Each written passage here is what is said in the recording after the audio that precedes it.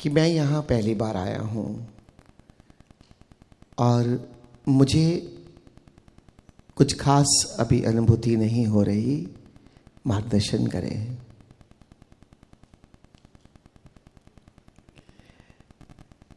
बहुत साल हमने ऐसी जगह पर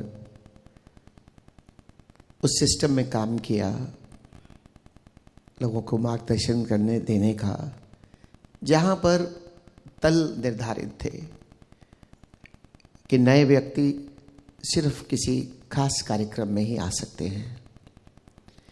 लेकिन क्योंकि स्वामी जी बहुत स्वतंत्रता का सम्मान भी करते हैं और लोगों को उनकी मुश्किलों से भी वाकिफ़ हैं, तो यहाँ पर किसी भी तरह का कोई बंधन नहीं रखा कि कभी भी कोई भी व्यक्ति यहाँ पर आकर किसी भी कार्यक्रम में प्रवेश ले सकता है। हर चीज़ के कुछ प्लस और कुछ माइनस होते हैं, लेकिन ठीक है, हर चीज़ चिंतन मनन करके ही निर्णय ली जाती है। तो इस बात को भी बहुत ख्याल रखा गया कि कोई भी नया व्यक्ति या कोई भी व्यक्ति जो 20 साल से साधना में है, एक साथ साधना कर सकते हैं। जैसे यहाँ पर जो हम अनुभव कर रहे हैं, विधियाँ तो एक ही है, चाहे कार्यक्रम कोई भी हो, क्योंकि विधियों का कार्य क्या है, आपको शरीर और मन से पार ले जाकर आपको शून्यता के अंदर स्थापित कर देना। अब उसे शून्यता कहो, नथिंगनेस कहो, निर्विचार अवस्था कहो, अमनी अवस्था कहो, सब एक ही है। बात सिर्फ इतनी है कि विचार नहीं है और आप बिल्कुल शांत और शून्य हैं। तो हर नया व्यक्ति कम से कम इतना अनुभव कर सकता है। यहाँ पर जो भी विधियाँ कराई जा रही हैं, उन विधियों को करते हुए आप अमनी अवस्था को तो उपलब्ध हो ही जाएंगे। ध्यान की शुरुआत अगर देखो तो वही है कि कैसे हम मन से पार चले जाएं। अब मन से पार जाकर नया व्यक्ति कुछ पल के लिए, कुछ क्षण के लिए विचार शून्यता का अनुभव करता है, लेकिन फिर विचार आ जाते हैं, फिर वो जाग जाता है, फिर विचार शून्यता का अनुभव करेगा, फिर विचार आ जाएंगे। लेकिन बीच बीच में विचार शून्यता, निर्विचारता, नथिंगनेस, शून्यता या आत्मा या चैतन्यता, कुछ भी कहो, उसकी अनुभूति होती चली जाएगी। नए व्यक्ति को दो चीज़ें हर कार्यक्रम में अवश्य साधनी है, एक तो निर्विचार अवस्था और यहाँ नाद का श्रवण। तो एक चीज़ जितने भी नए मित्र हैं इस बात का ज़रूर ख्याल रखें, ये दो अनुभव उनको होने चाहिए कि कैसे मन की शांत अवस्था है, ताकि वही मन की शांत अवस्था आपको बार बार ध्यान करने के लिए प्रेरित करेगी। कई बार मुझे मित्र आकर पूछते हैं कि ध्यान करने का भी मन नहीं हो रहा, मतलब कहाँ कमी हो रही है। मैं पूरी तरह से विधियाँ भी करता हूँ, समय से निकालता भी हूँ, लेकिन मुझे एफर्ट करना पड़ता है, प्रयास करना पड़ता है कि मुझे रोज़ ध्यान करना है।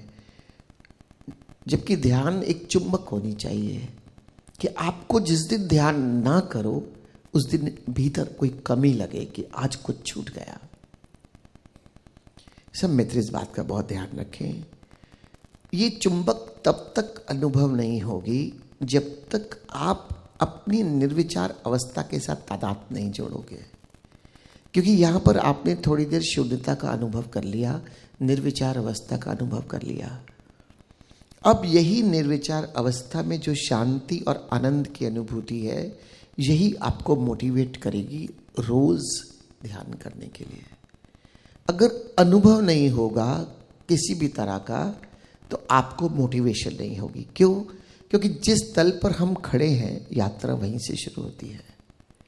माना कि कोई इच्छा या कामना ध्यान में नहीं होनी चाहिए, लेकिन ये कब, ये तो होते होते घटता है।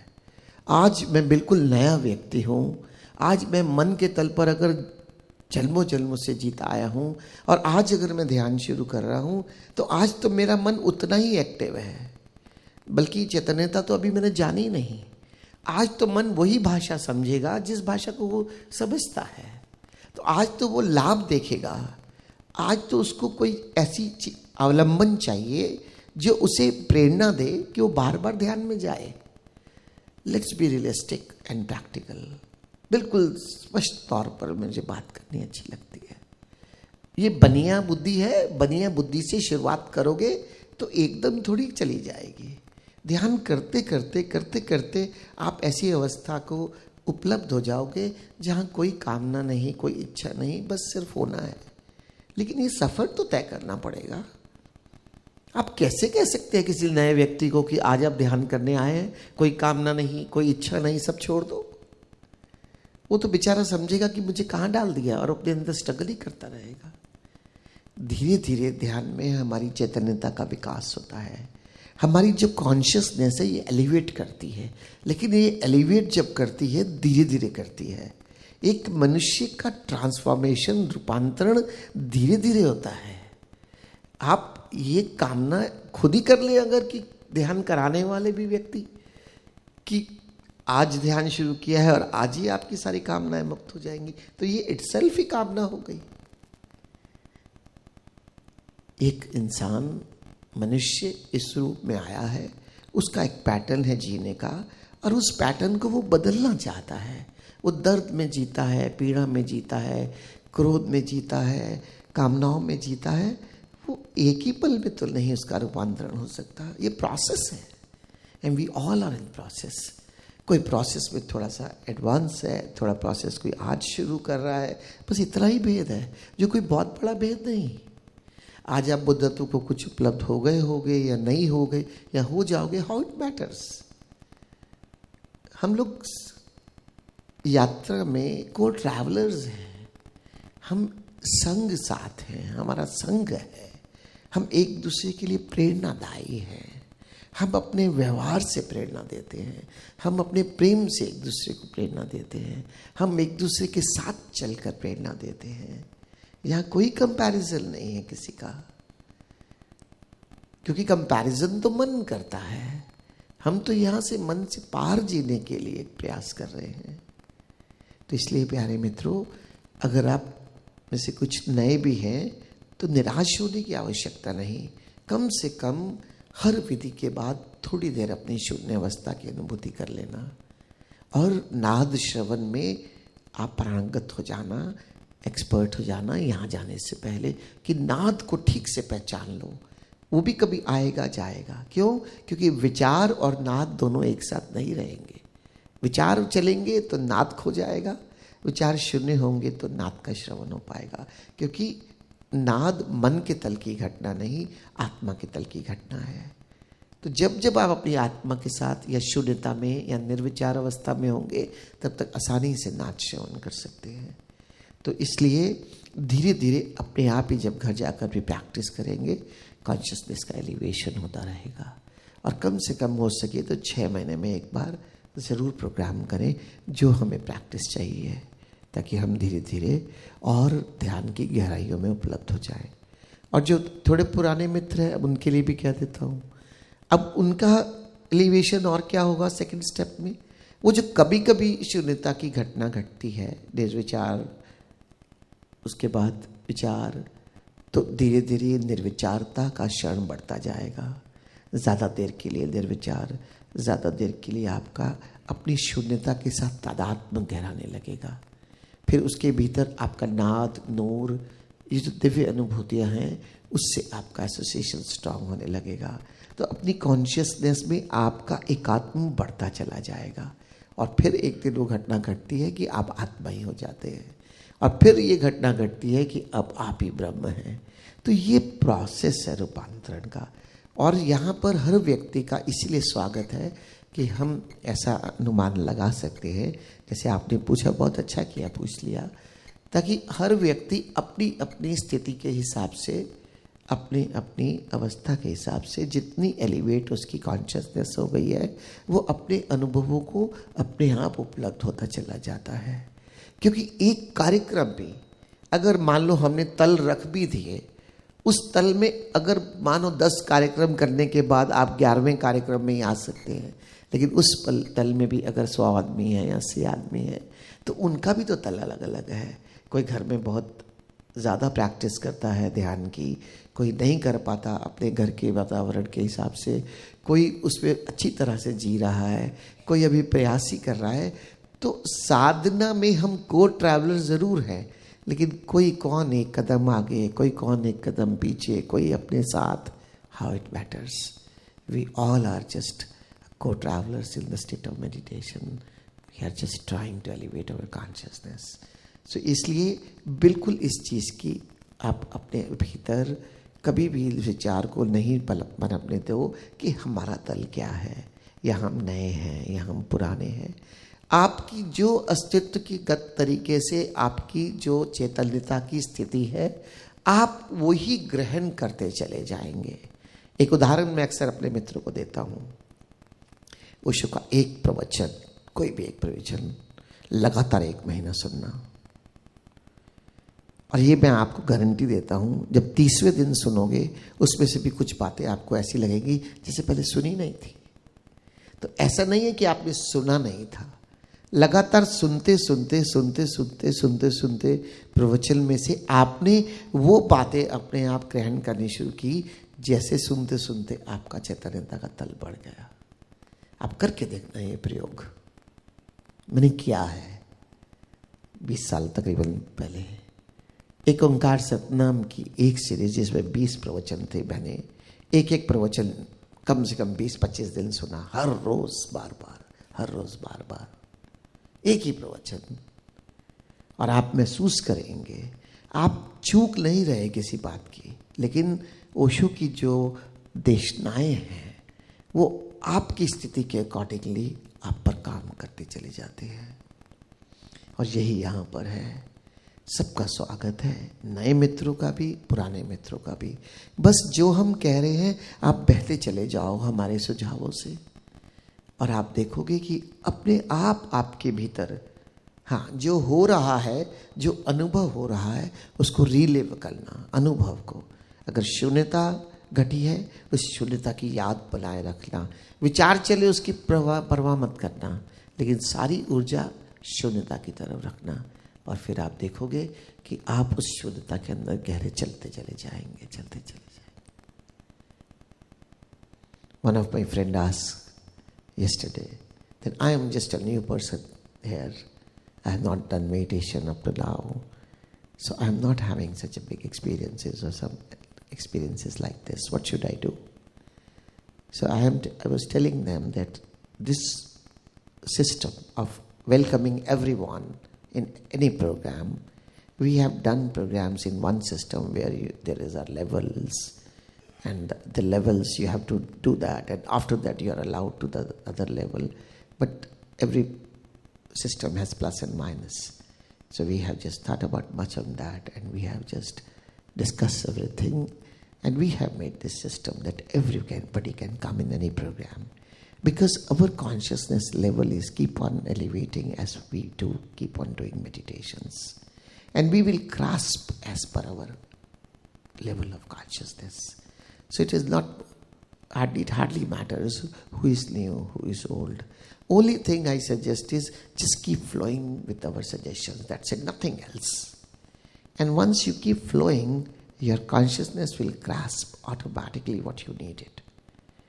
And you will elevate with that. So don't bother that some people are new, some people are old. Hardly matters. Some are 2 steps ahead, some are 2 steps behind, some are moving with you. We all are co-travelers. And we all are trying to transform our life beautifully, full of love, full of consciousness, full of awareness, full of blissfulness. And this is what we are doing.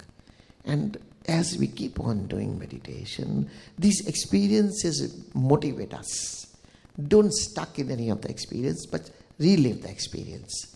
Stuck means, and what is the difference between you stuck in the experience and you relive it? Once you have a desire to get that experience back, that is, you're stuck there. And once you just, whenever you are out of meditation, with the open eyes living in this world, you remember your experiences. That is reliving. So reliving only will be done once you are out of meditation state. And you will be stuck at the time or state of meditation, you're trying to grab that experience again. So this is the difference between reliving and once you're stuck in the experience. Because every day you can have a new experience. What will be there? Nobody knows. You will have or you will not, that is also not certain. Because this is just the blessings of the existence. And we are doing 5 sessions in the day. Don't expect that all the 5 sessions you will go deep into meditation. Because we are not having a habit of that. If you get deep meditation in 2 sessions, as per me, that is more than enough. You get 3, existence is very kind on you. You get 4, this is just a miracle. 5, little bit next to impossible, but no problem. Sometimes you go into sleep, sometimes you will struggle with the thoughts, sometimes you will go deeper into the meditation state. This is very normal and common. So, maybe we are the same person. We are trying hard to get the experience of meditation. But still, the mind is there. The body is there. Everything in us, which is just a psychosomatic complex, has to tune up to have experience. Your body should have a perfect sleep. Your mind should be perfect, happy. No complaints, no past memories, and nothing is carrying on with you. This should be tuned. And then I told you there is a strong world here also. So many people are behaving differently. Some things you will like, some things you may be not liking it. This also creates sometimes the thoughts and just try to disturb you. So many things are there, possibilities are there. But if you can have 2 meditations, excellent. So my request is, don't bother about where you are. You are a new, you are a old. We all are here to transform our life. And our consciousness is elevating slowly. And as per elevation of our consciousness, as our experiences, we will automatically blessed with existence experiences, and that will come. Because we are here. We have put this thing priority. You all are so intelligent that you got this meditation. You have left your house, you have left your place, you have left your work. You have sacrificed so many things to come here. And this is enough. I remember one question somebody asked from Osho, that I am in the meditation. What should I do to get the divine experiences? And Osho said very politely and lovingly, what is your existence to have this? You don't exist. You don't deserve to have any experiences. One thing you can do, keep this meditation on the priority. Just increase your thirst. This is enough. And let the rest, just leave everything on the existence. So these 2 things are necessary. The thirst, the quest is there, should be there.